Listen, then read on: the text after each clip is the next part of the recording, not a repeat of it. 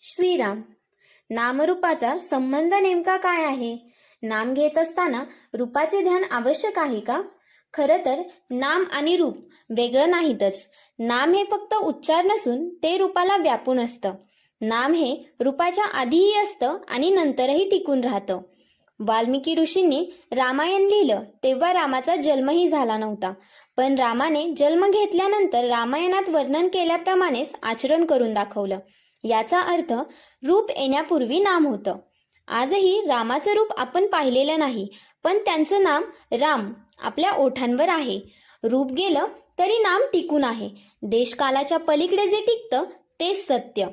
रूप बदलतं, नष्ट होतं, पण नाम टिकतं. म्हणूनच नाम हे अधिक सत्य, अधिक श्रेष्ठ आहे.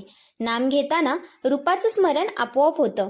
जसं एखाद्या गृहस्थाच्या घरी राम नावाचा नोकर असेल आणि तो गृहस्थ राम राम जप करत असेल तरी देखील त्याला विचारलं की तू कोणाचं नाव घेत आहेस, तर तो उत्तर देईल रामाचं, आणि त्याच्या मनात दाशरथी रामाचं रूपच असेल.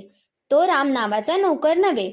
याचाच अर्थ नाम घेताना रूप मनात असतंच सूक्ष्मपणे. म्हणून जरी स्पष्ट रूपी ध्यान नसलं तरीही नामस्मरणात ते अस्तित्वात असतं. आज आपल्याला भगवंताची ओळख नाही, आपण त्याला पाहिलेलं नाही. त्याचं रूप वेगवेगळं आहे. कोणाला काळा राम, कोणाला गोरा राम, कधी लहानसा, कधी प्रौढ. पण सगळ्या रूपांमागे तोच एक राम आहे. भगवंत अरूप आहे. त्याला जे रूप आपण देतो तेच त्याचं रूप ठरतं. म्हणून कोणत्याही रूपात भगवंताचं ध्यान केलं तरी चालतं, पण नाम हे सर्वात श्रेष्ठ आहे. कारण नामातून अनंत रूपे निर्माण होतात आणि शेवटी त्या सगळ्या रूपांचं लीन होणंही नामातच होतं. म्हणून भगवंताचं नाम अखंड घ्या, ते आवडीनं घ्या. त्यातच आनंद आहे, त्यातच शांती आहे आणि त्यातच भगवंत आहे. राम राम म्हणत राहा, तोच परमेश्वर तुमच्यात आहे.